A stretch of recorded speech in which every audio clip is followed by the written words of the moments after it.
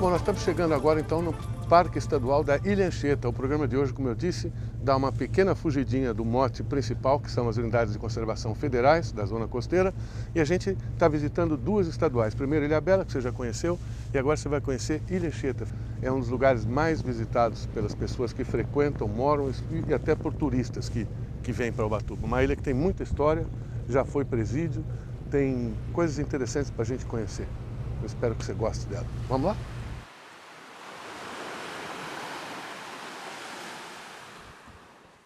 Bom, logo que a gente desembarca na Ilha Anchieta, o que mais chama atenção é esse prédio. Não podia deixar de ser construído pelo mesmo arquiteto responsável pelo Teatro Municipal de São Paulo. Não é curioso? Ramos de Azevedo em plena ilha. Vamos lá, vamos conhecer um pouquinho.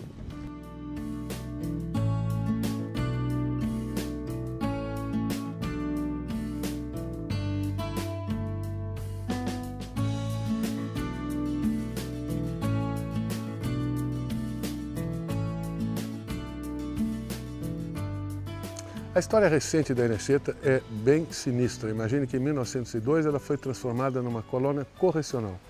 Agora, olhando isso aqui, dá para a gente lembrar até aqueles filmes de cinema, aquelas cenas horrorosas, porque isso aqui virou presídio, depois um presídio de segurança máxima para o estado de São Paulo. Então, os piores bandidos eram colocados aqui. Dizem que nos anos 50 tinha um chefe muito duro, isso acabou provocando uma rebelião, houve mortes, foi um massacre. Um negócio que São Paulo, na época, parou e aí, finalmente, o presídio foi desativado e em 1977 virou Parque Nacional, ou melhor, Parque Estadual de São Paulo. Então, Carlos, vamos começar falando aí um pouco do que a ilha tem de tão bonito ou de tão importante para se transformar em Parque Estadual. A importância da ilha para se transformar num parque estadual é principalmente o ecossistema marinho.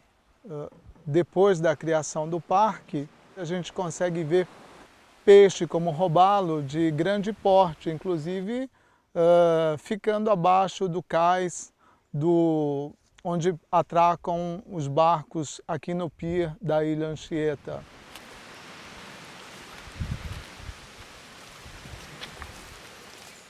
Nós temos uma dificuldade na Ilha Anchieta, por exemplo, é a questão dos animais introduzidos. Então, vamos falar um pouquinho disso. Quando foi feita essa introdução, que tipo de animais eles soltaram aqui? Que objetivo eles tinham naquela época? Você pode fazer uma retrospectiva disso? Os animais eles foram soltos na década de 80. E como aqui foi criado um parque, os animais foram trazidos de um zoológico para soltar na Ilha Anchieta. A questão foi realizada sem estudo nenhum, porque não sabiam na época que principalmente as capivaras e as cutias foram se proliferar tanto quanto está hoje. E hoje a gente tem isso como problemática na ilha, principalmente na questão das águas, né? Por conta do cocô das capivaras próximo às nascentes d'água. Além de capivara e de paca, que outros animais foram soltos? Foram as capivaras, a paca, cutia, coatis, saguis e outra espécie de macaco. Para o turista, isso é ótimo. Creio que para o meio ambiente não seja tão.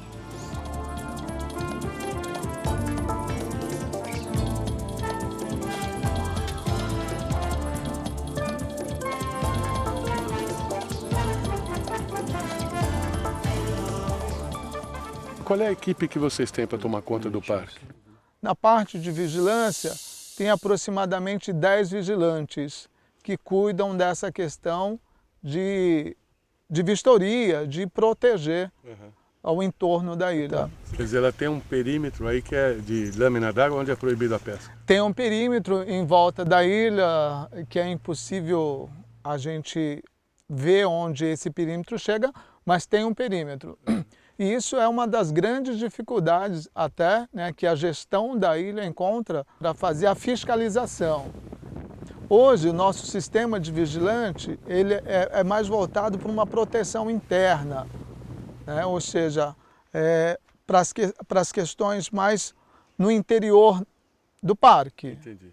Então a gente necessitaria de que esse aporte, ou seja, essa vigilância, fosse na parte marítima.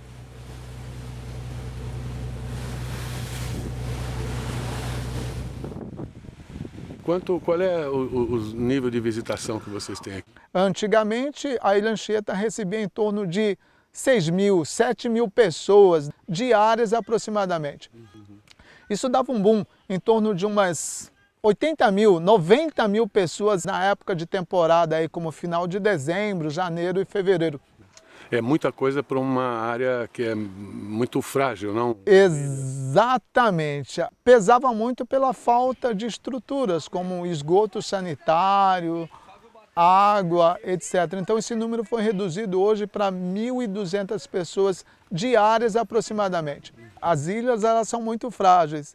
E o turista, alguns, ou a maioria, quando se pensa na Ilha Anchieta, pensa também na parte histórica.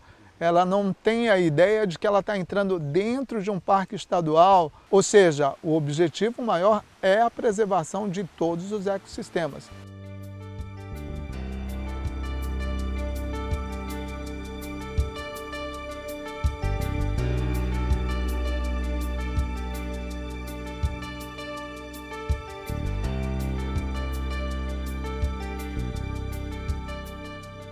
Você já conheceu as praias de fora que dão acesso à ilha? Agora vamos conhecer um pouquinho o interior. Vamos conhecer um dos ecossistemas daqui, que é a Mata de Restinga. Já está a fisionomia um pouco mudada. Eu já expliquei, isso aqui vem sendo habitado desde o início do século XVI, primeiro com os índios que faziam as suas queimadas e botavam a mata abaixo. Depois, na época do presídio, já mais recentemente, muita gente morando aqui também. A mata sempre sofreu, mas enfim.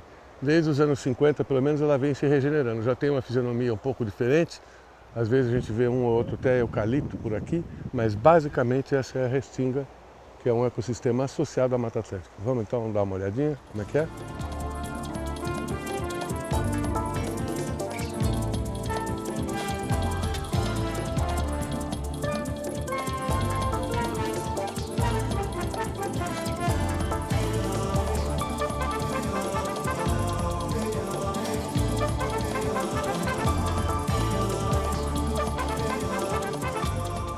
Bom, e uma das coisas que a Restinga guarda para nós é mais uma relíquia histórica. Esse aqui é o cemitério, já foi quase praticamente tomado pela Restinga, mas era o cemitério contíguo ao presídio, quer dizer, não bastava o isolamento do pessoal, aquele bando de homens dos anos 50, tudo junto, e ainda sabiam que não tinham muito para onde ir lá, da sede do presídio, no máximo para cá, um ou outro conseguia sua liberdade, os outros eram para cá que vinham. Dura vida.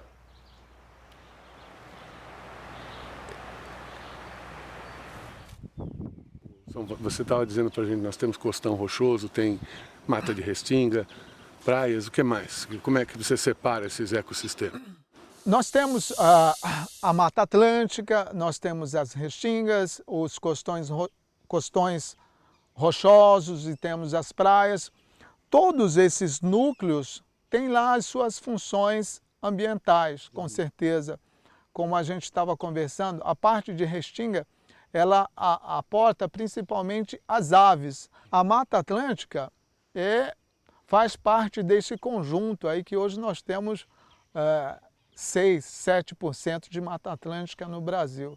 O Costão Rochoso, por exemplo, você tem na Ilha Anchieta, como a gente está dentro dessa área proibida de pesca, você encontra espécies como garopa, de grande porte, por exemplo, que o habitat delas são nos costões rochosos, ela não consegue sobreviver em outro lugar. Uhum. Ótimo. E por fim, então, eu queria que você comentasse um pouco essa estatística que a gente tem aí, alguns dados que mostram que quase 17% da área continental brasileira é protegida através de unidades de conservação, né? E no mar e na zona costeira é algo em torno de 1,5%. Como é que você vê isso? A gente comentando sobre isso, eu pensei hoje que a gente tem a Mata Atlântica. Por quê? A Mata Atlântica por conta do Oceano Atlântico.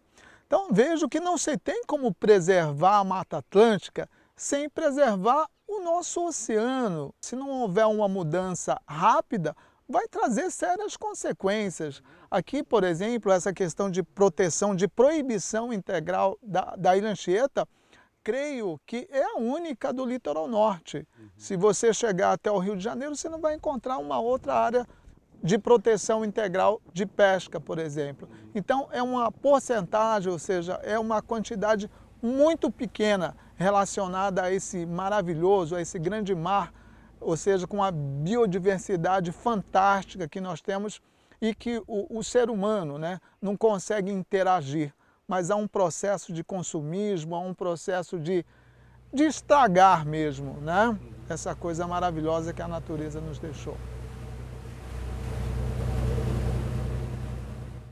Bom, espero que você tenha gostado do programa que mostrou o Parque Estadual de Ilhabela e o Parque Estadual da Ilha Anchieta. O que a gente viu nas UCs do Sul são enormes áreas, às vezes protegidas por uma, duas pessoas, por isso o protegidas muito entre aspas, elas estão, algumas delas quase no papel. Foi esse o motivo que fez a gente investigar um pouquinho das UCs estaduais aqui no estado de São Paulo, para ver se era a mesma coisa. E a gente vê o Parque Estadual de Ilhabela com mais de 20 funcionários, Ilha Anchieta também mais de 20 funcionários. Portanto, se um estado pode, a federação também pode. Daqui agora a gente segue para o Rio de Janeiro, vamos para Paraty, para a área de Paraty, e vamos aí descobrir se as UCs federais do Rio de Janeiro para cima continuam nessa pobreza que a gente viu do Rio de Janeiro para baixo. Conto com você, até semana que vem. Tchau, tchau.